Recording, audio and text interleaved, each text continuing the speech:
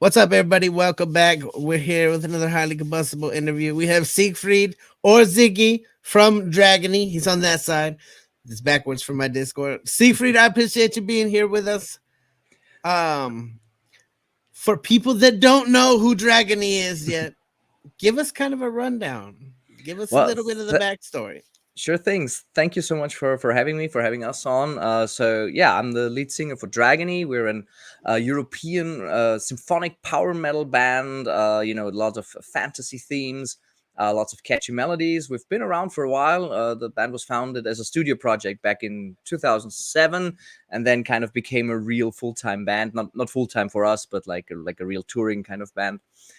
And yeah, we've been around ever since. We had a name change after the start, and since 2011, 2012, when we made our first album, we've been called Dragony. And yeah, we've been around the international metal scene for a while since then. Mostly, of course, on the European circuit, but we've had a few stints overseas as well. We had a little bit of a tour of Mexico actually last year. We've also done the That's 70,000 tons intriguing. of metal cruise back in 2019. So yeah, we've been around a little bit. We've been around the block. So you're definitely not new to the game. You've been here for a while. Has I personally was really diving into the I'm gonna mispronounce it Viribus Unitis Uh, album. Good enough. Like we would say with the Austrian or the German pronunciation, we would say Viribus Unitis, but I guess with the English, you would say Viribus Unitis, which is Latin and stands for with United Forces. I was looking like for me, it really is that whole crossing real life history with fantasy. When I was reading about the album, Mhm. it kind of struck me like Abraham Lincoln Vampire Hunter or Pride, Prejudice, and Zombies. Like I love the mix up. Is everything real life with fantasy? Are there things that are completely made up? How do the albums work? Well, that Viribus Unitis, that was actually really this like real life mix with fantasy. So because Viribus Unitis, the phrase itself was actually the old Austrian emperor's motto. So this was coined by Emperor, I think, like Frederick the First of Habsburg in like 1300 something something, and this was actually the emperor's motto. So with United Forces. So this is true. It's true. Like the characters that we have in the story, they all existed. So there was Crown Prince Rudolph of Austria. It was, of course, Emperor Francis Joseph the First, Empress Sissi. We also have characters like Nikola Tesla and Harry Houdini, who were all real people involved, but they all do a little bit of different things than they did in their actual real history. That's but that freaking was just awesome. but that was just this album. Then our previous albums we had a bit more just like general fantasy stuff. We had our first album had like this kind of rock opera concept like this last one had, Okay. but then we had some albums, the second and third one, which is standalone songs. Especially the third album was really focused on a lot of pop culture stuff, so like inspired by books, by video games, by movies. So we have songs about Neon Genesis Evangelion, the anime, for example, or Diablo, the PC game, stuff like that. So it's a Oh yeah, broad I'm mix, all but about it. generally just nerdy, geeky stuff. What we like. But now we got a new album coming out that I really can't pronounce. You're gonna have to help me there. Where's the new album gonna take people? The new album gonna take people actually to your shores because the title is Hic sunt Dracones, which is again Latin.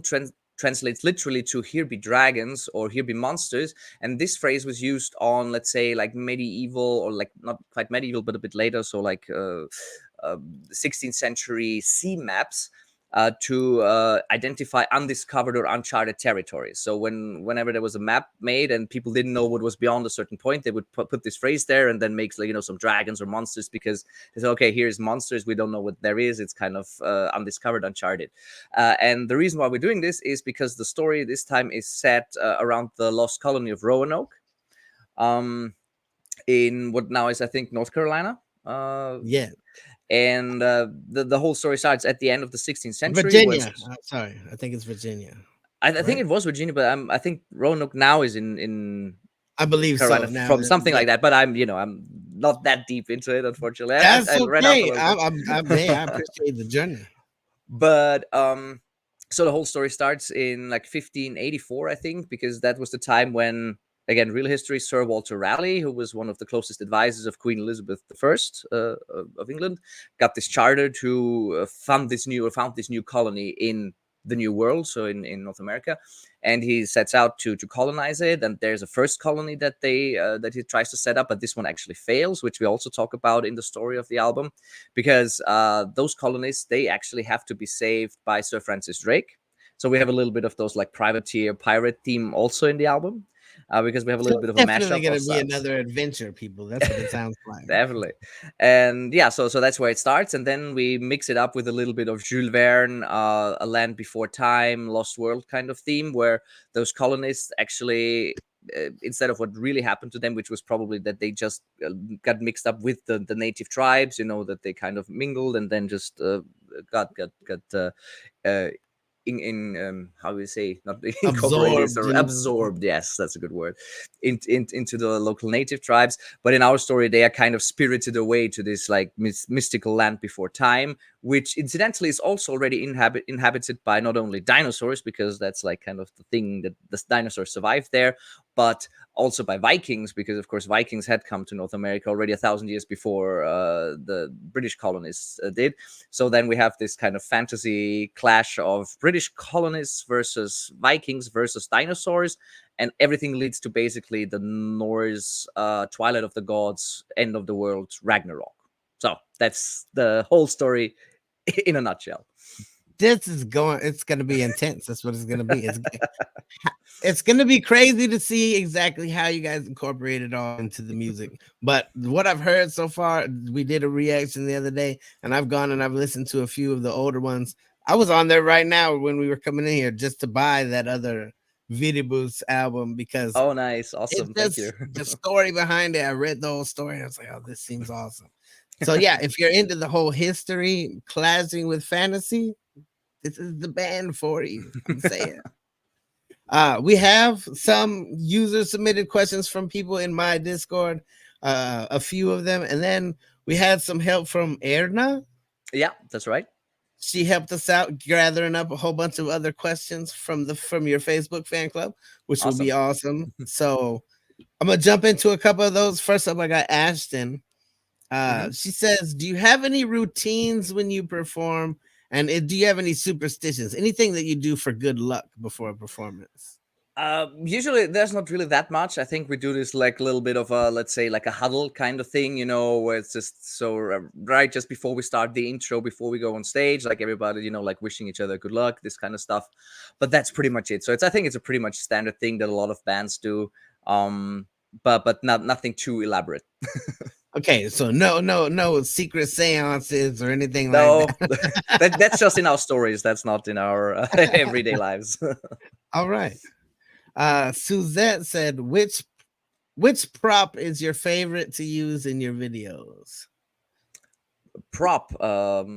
Yeah, what kind of props? Like any of the things that you use to create the actual visual piece. I'm trying I'm trying to remember now what we've had over the years. So I think in the new for the new album, because we have this kind of privateers theme, I get to wear basically a kind of pirate hat. So this is kind of a new look for the band, which kind of fits well for my personal history with the metal scene, because for 5 years I was also the singer for the Austrian now / international symphonic metal band Visions of Atlantis, which is one of Austria's biggest bands right now from the genre.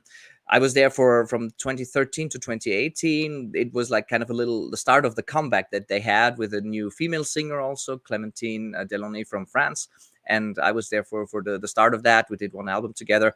Then I had to leave the band because they are touring so much right now, which just does not work with my day job anymore.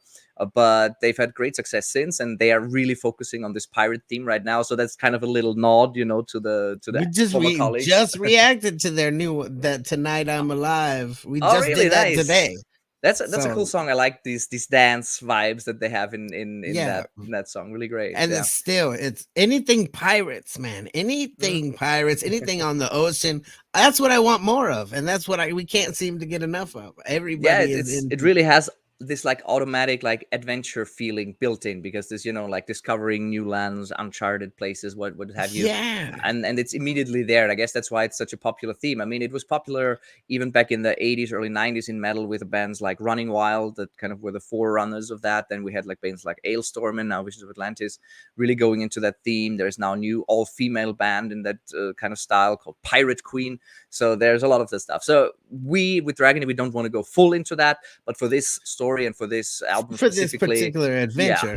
yeah. So that's my new prop, and I think the other prop was probably it's a bit an older song. This was from our 2018 album Masters of the Multiverse, which was this pop culture inspired album, and we had a song that is a tribute to the legendary Arnold Schwarzenegger movie Predator. And Okay. so we basically did a video for that, which is a let's say, you remember the movie Hot Shots with Charlie Sheen? Yes. So it's basically Hot Shots meets Predator. So it's kind of like a parody of that. And of course, we have to have the blue light because, you know, when does it do? It shines blue, like the tribute to Rambo and like all those 80s action things. That's And fantastic. I think we did that on a fairly low budget, this video, but I think it turned out really well. And if you have time, check it out. It's I think it's a fun Wow, song, and absolutely there's a be video for checking that it as out. well. So It already sounds amazing. yeah, so those were my favorite props. Yeah. Okay, Suzette had 3. I'm just gonna go down the line. She had 3 questions. She Mhm. said, "You guys have been around for a while now. What can still surprise you in the music scene? Is there anything popping up that you're just like, wow?" I think sometimes what's surprising is when you see like which kind of bands kind of make it and sometimes which don't make it. Because yeah, after, you know, being involved in the music scene for a long time, and before I was active in my own bands, I was also a journalist writing for metal magazines. I was like a big fan of rock and metal music since my teenage days. So you've seen a lot of bands come and go, and sometimes you think, okay, this band is really great and they're going to go places, and then they just fizzle out. And other times you think, okay, well, this band, yeah, they're nice, but it's just like, let's say, like a gimmick, you know, like where, okay, we just wear funny costumes or funny masks and that's all we are, and the music is kind of just like Blah. middle of the Yep. road. Yeah, but they just like get huge, and then people really dig into that. So you never quite know what the audience is going for, and sometimes that can be really surprising, for better or worse. I totally agree with you. I do reactions to certain music that has millions of followers, and I'm like, it's okay, like it's good, but and then you hear some of these other bands out there, and it's just like, how 200 subscribers, 5,000 subscribers, like what is wrong with the world? And I think it has to do with like mainstream music industries just taking over the radios and everything like that. I keep telling people, if you like a band that you've never heard on the radio before, call during the radio's request hours and request that band, get them on the radio. Like it's crazy to me. I don't understand it either, but you have a perfect point. Some bands you're just like, man, they're going all the way. This, and then like a year later they fall off, and you're like, where did they go? What happened to this band? Yeah, that's exactly it. And you're right, like of course it's a lot up to the music industry, like the labels that are pushing the bands nowadays. It's apart from the labels, it's a lot of the like the booking agencies, the booking agents that are actually responsible for getting bands on the road. Because nowadays, with, you know, CD sales, vinyl sales not being like what they were in the like 80s and 90s, of course, so now the money and the way to grow your band is really on the road by touring.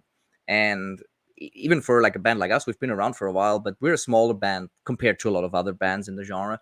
And for us, it's kind of tough to get on good international tours, like get a good support slot for a really big band that would enable us to reach new people that would be really up for our music. So it's quite tough. And this kind of like, there's still a bit of gatekeeping like it was back in the days. In the 80s, 90s, it was the labels mostly. Nowadays, I would say it's labels plus bookers. Plus the booking agents. It's crazy. It's a damn battle that everybody's having to fight now. It's all independent artists out there. Thank God for the internet though, because there are some people that just now they get seen by the right eyes, and that's it. That's all she wrote. Yeah, So it's a blessing and a curse though, because with the internet, yeah, because everybody now can release their stuff. And I was mentioning gatekeepers earlier. So back in the 80s, 90s, you would have the labels, and they would determine what even gets out to the public. And there would be a handful of bands that most of the time would be good, but the Yeah, labels would push them and like invest a lot of money. Nowadays we have hundreds and thousands of artists being able to record their own stuff, to release their own stuff, which is great on the one hand side. On the other hand side, you get a lot of white noise, like a lot of releases happening all the time, and people's attention span and attention is just very limited, and you kind of need to find a way to again rise above that white noise. So it's also a blessing and a curse. So everybody can be there, but it makes it also more difficult to be heard among all very the true. all the sounds. Yeah. All you people out there that are watching the YouTube shorts, I'm telling you, turn them off. All they're doing is shortening your attention span. It's a legitimate thing. They're doing scientific research on it. Go look it up. Don't even have to just trust me. I don't think I need scientific research for that. Like, I mean, I'm now at an age, like I turned 40 this year. So for me, like TikTok and YouTube shorts, it's definitely not my medium anymore. Like this, I just cannot get real entertainment value out of this kind of format. Not from 35 seconds of Exactly. I mean, sometimes there could be like maybe some funny clip that goes viral or whatever. Okay, but that's like 1 30-second clip out of 1,000 that are kind of just nothing, and it's just poof and it's gone, and it has no substance for me. And right now, I really prefer like YouTube content that's like long form content, like 1 hour, 2 hour videos that I can just listen to in the background and that actually confer especially some. when it's good content. You're actually getting something for your brain. That's just not mush. There's a lot of just filler content out there, Yeah, and that's it. it makes no sense.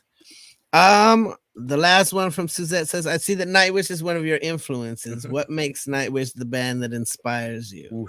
I think Nightwish really is one of those bands that kind of defined a whole genre, or rather subgenre, in the metal scene, because they were really among the very first that introduced this, classical singing with a female singer into the whole metal genre.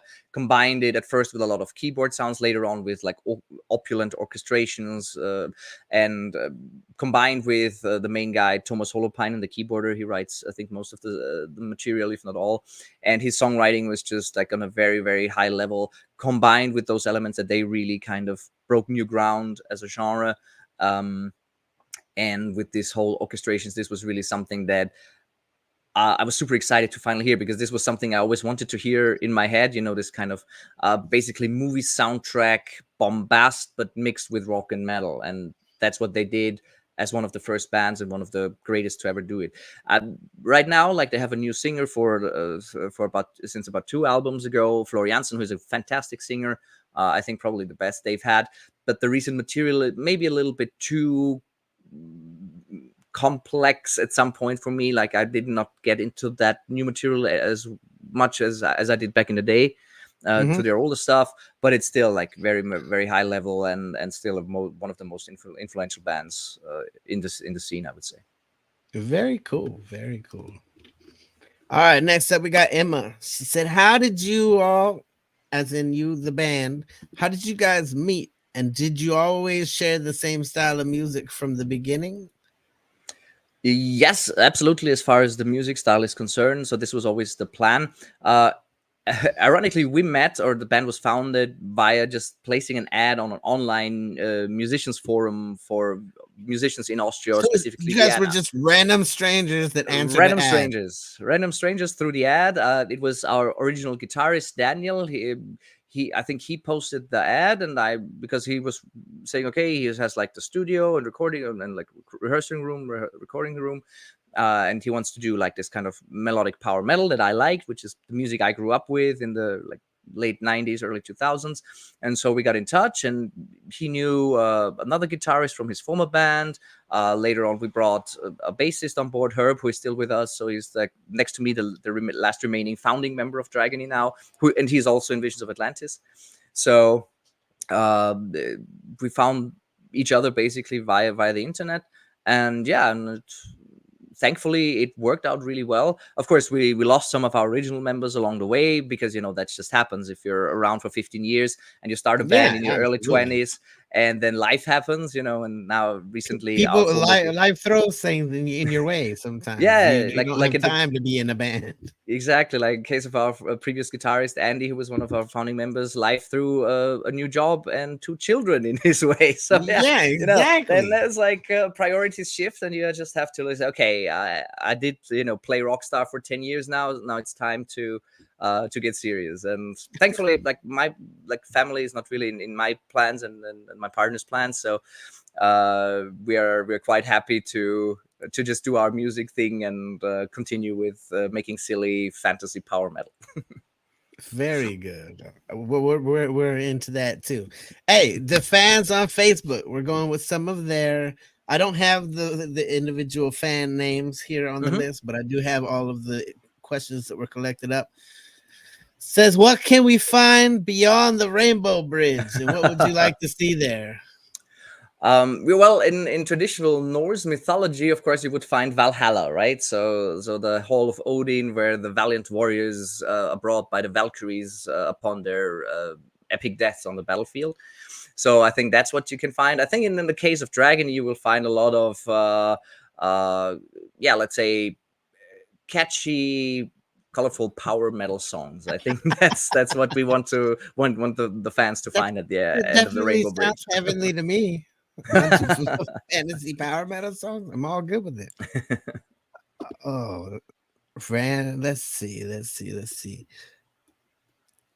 We talked about one of your musical influences, but who are the biggest musical influence and how have they shaped Dragony's sound and lyrical themes? Yeah, I think the biggest one is probably right here on my shirt.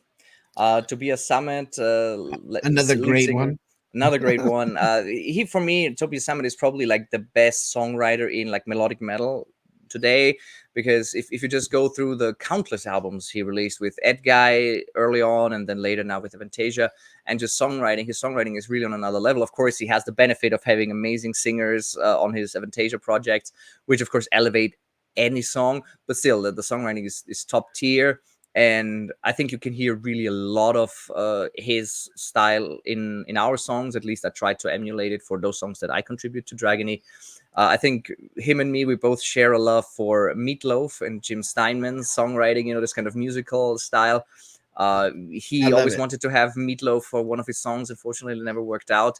And we have, or I have also included a lot of tributes, little tributes to Jim Steinman and Meatloaf over the years. And on the new album, Hicks on Draconis, actually the title track will be a very, very big tribute to this Meatloaf type of sound. It's an almost 9-minute epic song, so there's going to be a lot of this typical Meatloaf, Jim Steinman feel there.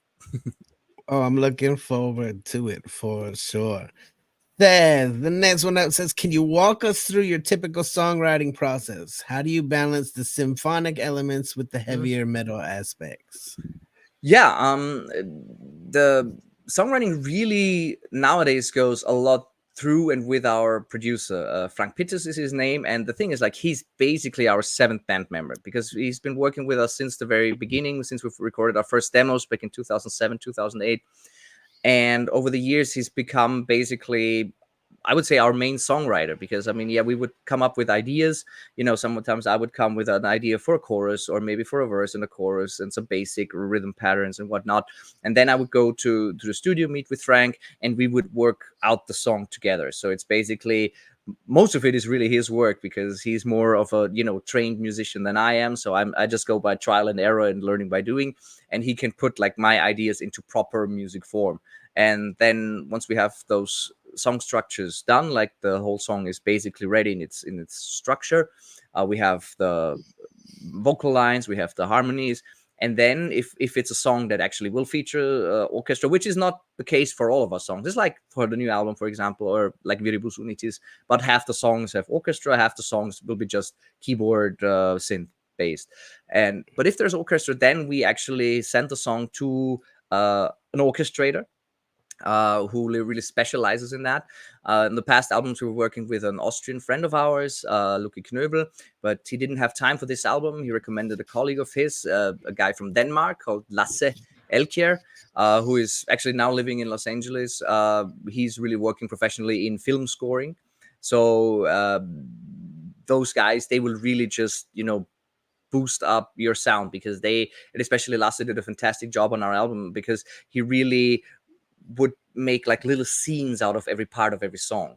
So there's a song on the new album which is called Silver and Blood, which tells about one episode of this like Roanoke colony where they had a confrontation with the natives, where the colonists basically burned down a whole village of natives because they believed that the natives had stolen a cup of silver.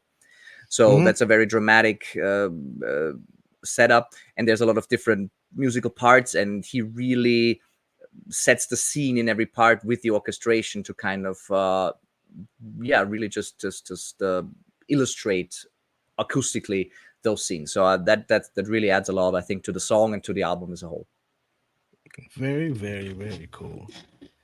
Let's see. Who's up next? What has been your most memorable live performance experience so far? And what makes a Dragony concert unique for your fans? I think the most memorable, there's a few mentions that I have to do. I think, of course, first and foremost, what comes to mind would be 70,000 Tons of Metal, the heavy metal cruise that goes from Miami or Fort Lauderdale to the Caribbean, has been happening for a couple of years. And I was fortunate enough to play there once with Vision of Atlantis and once with Dragony, and that of course is quite spectacular when you're on the huge cruise ship and it's a 4-day non-stop metal festival there. Super great experience. And the coolest part about this, or one of the coolest parts, is that there's also a jam part of on the cruise, where basically musicians from all the various bands get thrown together into like makeshift groups, and they will play some classics together. And I was fortunate enough to participate there, so I got to do 2 songs, and one was a Black Sabbath, a Sweet Leaf.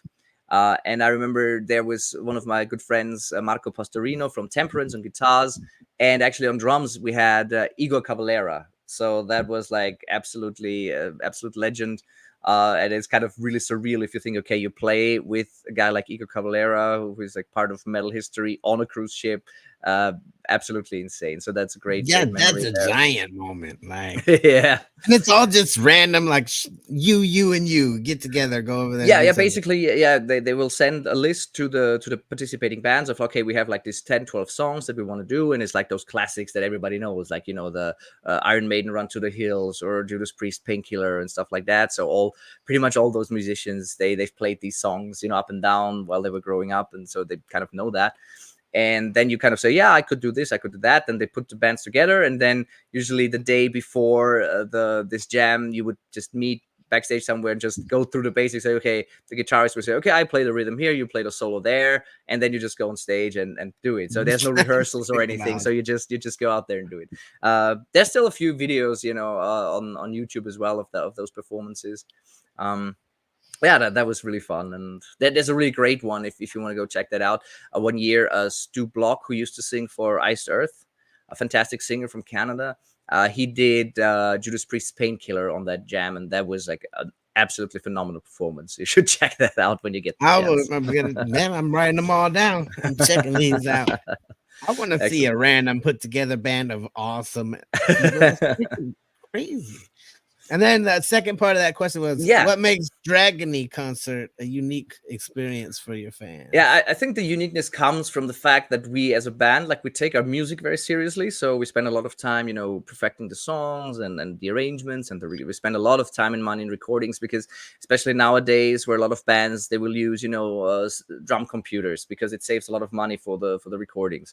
This is something I just never wanted to do. I think for metal, it has to be like real drums, real recorded drums. So yeah, it's more expensive, but we try to invest that money and to do that as best as we can. So we are very serious about that. But then for the live shows, and also on our albums, with those concepts that we have, we don't take ourselves too seriously. So I think it's always a lot of like good times. This is what I think Dragony should be. We're an entertainment band. Like other bands, they may have like some I don't know, political or social criticisms in their lyrics or whatever, and want to spread a message, and that's fine and good, and it's good that we have those kind of artists. But for me, like this, especially this power metal stuff that we're doing, is always just kind of escapism, just taking a break from the horrors of the real world, And Absolutely. yeah, and so that's what we want to provide, and we want to do it a little bit tongue in cheek, and not to take everything too seriously all the time. I like it. Escaping. That's exactly what it's about for me. When I put on and I listen to anything power metal or symphonic metal, or I'm not right here anymore. I go somewhere else, and it's impossible. Even during the middle of a reaction, I'll float away completely sometimes, and I'll forget that I'm reacting. Yeah. It's almost a side effect of listening to that kind of music. Exactly. I totally agree. Let's see. How do you manage the dynamics and creative differences within the band to ensure a cohesive sound and vision? Well, the good thing is that since the songwriting process occurs mainly with me going to the studio and working with Frank, our producer, even just taking the song ideas that myself or sometimes the other band members bring, and we work them out together there with our producer. So basically, it's just our producer and me determining the sound. So there's not that much for diverse opinions there. So like while we have a lot of, like, I would say, democracy in our band, so we make a lot of decisions together. There's not like me saying, okay, I'm the band leader, we do this and this and this. But when it comes to the musical direction, it's really been pretty much my choice. But I think we're all on the same page with the music that we want to do, with the music we like. So I guess they trust me enough to know that it will go in a direction that they will enjoy. And so far, I think that's worked out pretty well. Yeah, I mean, you guys have what is 5, 6 albums? It's a fifth album, and we have one EP, so it's a sixth record. Yeah, I think it's been working pretty good doing that. I think What are so. some of the biggest challenges you face as a band in the metal scene, and how have you overcome them? Well, the biggest challenge I think for me right now, and this was, like I mentioned before, the reason why I also left Visions of Atlantis back in the day, back in 2018, is to kind of combine having a metal band that is like definitely above the, let's say, local band hobby level, but that is also not like a full-time kind of project that you would live from, because in order to do that you would need to be on tour like 4, 5, 6 months a year, and to combine that with a regular job. And I have a regular 9 to 5 office job, which I really enjoy, because it's also in the music scene. I work in music licensing, so that's really, really good. So I don't want to give that up, and then to try to still grow your band is very challenging. And I have to say, I don't think we've really managed to overcome it. That's why even after 15 years, we're not exactly headlining festivals, right? So because we've kind of been limited in what we can do in terms of touring. We always try to support our new albums with tours, but maybe we can go on tour for like 2 weeks, right, after the release of an album, and then maybe another 2 weeks at the end of the promo cycle. But if you really want to do it as a full-time job and just focus on the music alone, you would need to be on tour basically nonstop to reach this kind of critical mass in terms of fans and support, absolutely, that you can actually make a living from it. So this is the biggest challenge, and I think that's the biggest challenge for a lot of young bands nowadays. And for us, it's fine, because we all have our jobs. We're fine with the level that we have, and if we can grow it a little bit, that's great. We're probably never going to be, like I said, the festival headlining bands. But if bands out there, young bands, want to do that, then they should know and they should be aware that they need to go all in. There's no doing it halfway. It's not going to work. Now, let's say that it does blow up and go crazy, and yeah. Then would it be like something that, hey, everybody would have to sit down and think about, hey, do we want to do this? Do we want to go on tour? Do we want to? Yeah, I think we would really need to discuss this, like if we would go all in. But again, at this point in our lives, like as I said, I turned 40 this year. Some of the I'm bandmates are in 42. I feel you. yeah, they're in their they're in the mid 30s. Just we have a new drummer now. He's very young. He's like early 20s, so I'm sure he would be all in. Yeah, no questions asked. You would need. I would not even need to ask him. But the others who have like their regular jobs, regular careers, and to give that up for but it's still a risky business, because you can have like one good album and then the next one kind of bombs, and then you're back to square one or back to where you started. Then what do you do? And I don't think we would be really giving up, the safety and the security of those lives that we have now. At this age in your life, that's a Exactly. sensible decision. Like that's yeah. a So thing. if I was in my early 20s and it would blow up, I would say, yeah, hell yeah, let's go, let's do it for like 3-4 years or whatever, and see how far it goes. If it works out, great. If it doesn't work out, I can still go back to university, finish my studies, and start working then. And yeah, so maybe I lost like 2-3 years doesn't really matter, but I had a great experience. Now, like slowly approaching the middle-aged man status. Don't put that on us yet. Don't put that on us yet. Oh, the middle-aged man status. That doesn't even sound good. No, Makes it does my not. bones hurt. Yep. Makes the soul hurt. It does. They're already calling the clothes that I grew up in retro, and I'm like, stop that right now. There's nothing retro about my old clothes. Yeah. I'm not a classic quite yet. It's coming quick, but I'm not there yet. But not yet there. I agree. I think we're in the same boat there. How important is fan interaction to Dragony, and in what ways do you engage your audience both online and offline? I think it's very important, especially since nowadays, the internet is so important for bands. So you need to engage online, but you also need to engage offline. So the most engagements I think we would have right after shows. We always come out to the merch after shows, to meet people, take pictures, sign stuff. That's really important, especially for smaller bands, because those are going to be your diehard fans. That's going to be the basis that will support your career if you're going for that kind of career. So I can't stress that enough, that I think it's really super important. And in terms of online, what we've also been doing was doing crowdfunding campaigns for our last couple of albums, which really went well for us. And this time we also have some very special perks in there. For example, we have a perk where we would invite those people that buy the perk to come to the studio with us and record some backing vocals for a song, for example. That's freaking amazing. Yeah, and also you just hope the person is good. Yeah, but in the studio you can make a lot of things work. This is very true. Or another perk we had was actually, we have a perk on this last crowdfunding where people are going to be invited to visit us in Austria, in Vienna, and we'll play an evening of Dungeons and Dragons with them. So stuff like that, to keep that kind of interaction going. You heard it, folks. Dungeons and Dragons with Dragony. I don't think it gets much more real than that. Oh, let's see. Are there any upcoming projects or collaborations that you're particularly excited about and can share with us? If there's things that you can't share, then you don't have to share.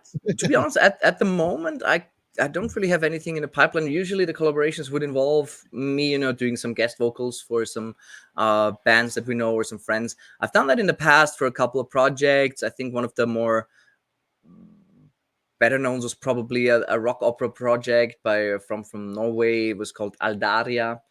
So this was a pretty nice experience. I got to sing on the same song, I think, as Fabio Leone, the singer of Rhapsody of Fire. So big influence, of course. I mean, of course, my part was just a small part, somewhere in the middle, but still, it's okay. It's still there. It still counts. It's still there. It still counts. Yeah. It does. So yeah, but right now, no projects really planned. But once the new album comes out, and maybe if people like it, maybe some newer bands will come across Dragony and say, okay, this band sounds cool. Maybe we can do a collaboration sometime down the road. So I'm always open for that, and it's always usually fun times to sing someone else's music and be part of that experience. Yeah, absolutely. I could think of some collaborations that would be cool for sure. Yep, like what? Anything off the top of your mind?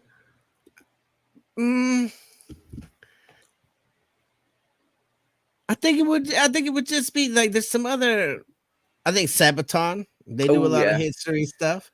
That would be a cool. You guys could mix and mingle some crazy history together.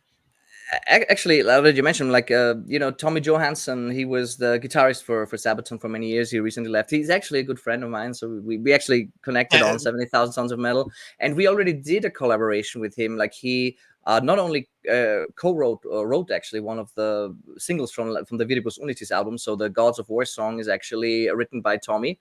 Okay. And he recorded a solo on the previous album, and we recently, together with my girlfriend Maria, we did a cover version of the Bryan Adams, Rod Stewart, and Sting song from the Three Musketeers movie, All for Love.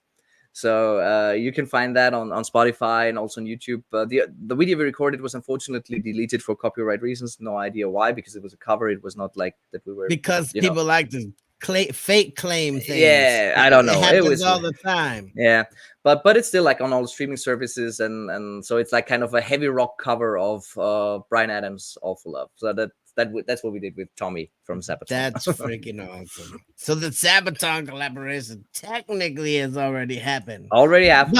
But it wasn't a big historical thing, though it That's could true. be. That's true. Well, we would be up for it. But I think the problem is now that we're mixing history with fantasy. I think Sabaton, with their kind of image that they're having, because they taking it very seriously. They only talk about like real events and real history. I think that might not match so well. Yeah, that's true. Unless they just decided that they wanted to do something for fun on the side. Yeah, let's see. It could be interesting. I mean, they did a collaboration with Nanowar of Steel, if you've heard of them, Italian parody metal band. And that's the other one I was gonna say that I could totally see collaborating. Yeah. Nanowar of Steel would definitely be on there. Like, there's just a lot of other people that are in it for the fantasy, and I like that. The people that are in it for the magic, whatever the case may be, the swashbuckling on the oceans. I like that. Take me away from here, because I don't like the current state of the world right now, and I would like to go be an adventurer somewhere else. That's exactly it. Let's see. How have you evolved as a musician and a leader since the inception of Dragony? I would say definitely, like in all respects, because of course, as a singer, let's say I'm maybe not the most naturally talented singer, like, you know, that just is born and can sing perfectly hit every note and stuff like that. So it was a lot. It involved a lot of training, a lot of practice, and I think I got much better over the years. I also had because I had bad technique when I started out, and was just, you know, yelling too much, pushing too much. I actually had vocal cord problems. I had vocal cord surgery just after we released our first album, because like I couldn't hit some notes anymore because I had nodules. So that was kind of a challenge there, but thankfully it worked well and didn't leave any permanent damage. At least it wasn't any permanent damage. Yeah, and so now I've been, you know, taking better care and learning how to handle it better. So it's definitely progress there, and also in terms of leadership skills, because at the end of the day, you're still managing a team, even if it's just a small team of like 5-6 people. But there's, like, you know, different interests for everybody. It's a hobby, so it's not like the guys are your employees or anything. So it's like you can say, okay, I'm the boss, you do what I say, but you have to find compromises, you have to find consensus ideally. So that takes a lot of effort, and I think that really teaches you a lot about leadership. Absolutely. The second part of that question is, do you have any personal goals moving forward? Yeah, still. I mean, the cool thing is that with the band, even though we always considered it as a hobby, we've kind of really been lucky in the sense that we got to do a lot of things that when we started the band, you know, back when we were like in our early 20s, we never thought would happen. You know, we, like I said, we played 70,000 of metal. We played Wacken Open Air, the probably most famous metal festival in the world. We had a tour of Mexico playing our music for whatever reason, you know. It's just crazy, crazy things happening for whatever reason. But there's still some goals. Like, one of my personal goals that I would still like to do is play tour in Japan, because a lot of our band members, like our bass player, is a huge fan of Japan and Japanese culture. He's been there a couple of times. Our guitarist Simon, he's actually half Japanese. His father is from Japan. So we have a lot of kind of personal interest of going there, but it's kind of a tough market. You really need someone on the inside to bring you in. And I'm hoping that maybe with this new album, we can achieve that, and we'll be able to play a few shows there. It would be like something for the bucket list, you know?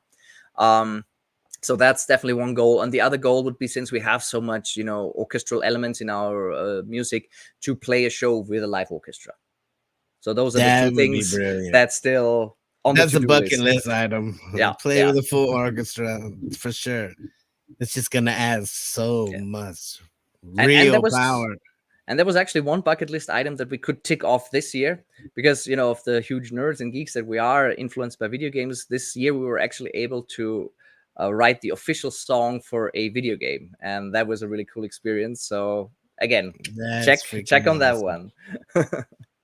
Hey, it's definitely, what's the best way? We're finished with fan questions. I got a couple more myself.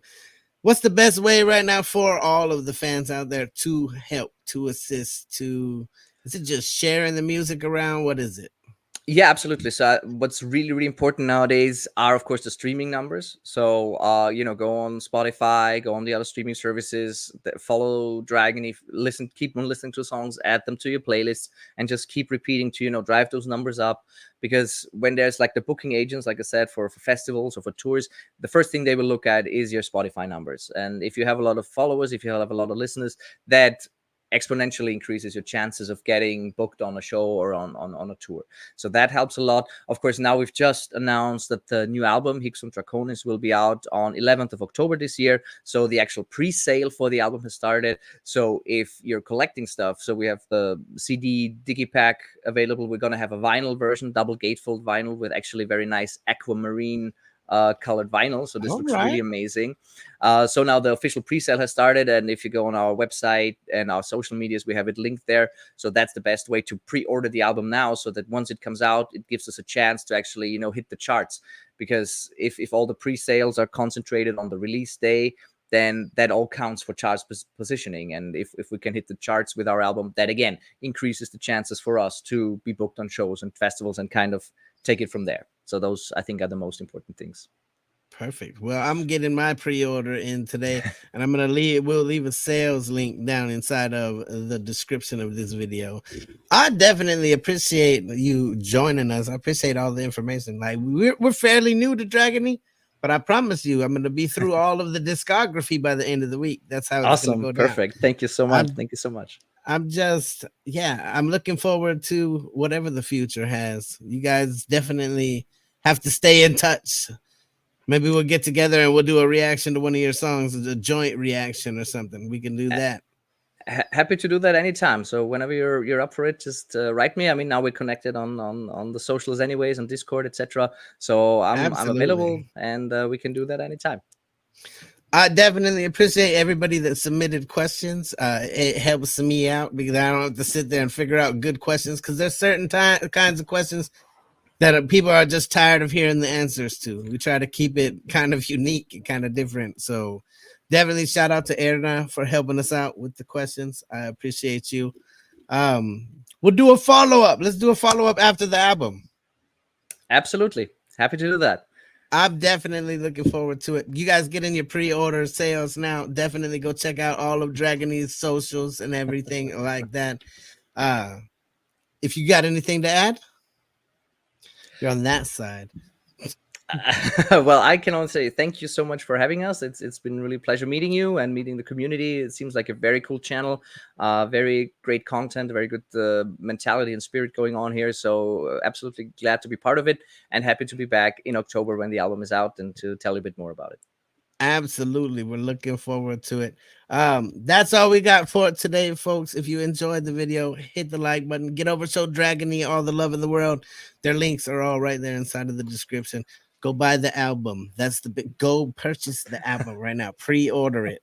Until the next one, I'm highly combustible. This is Siegfried or Ziggy from Dragony. You guys be happy, healthy, safe. I love you to the moon and back. Peace.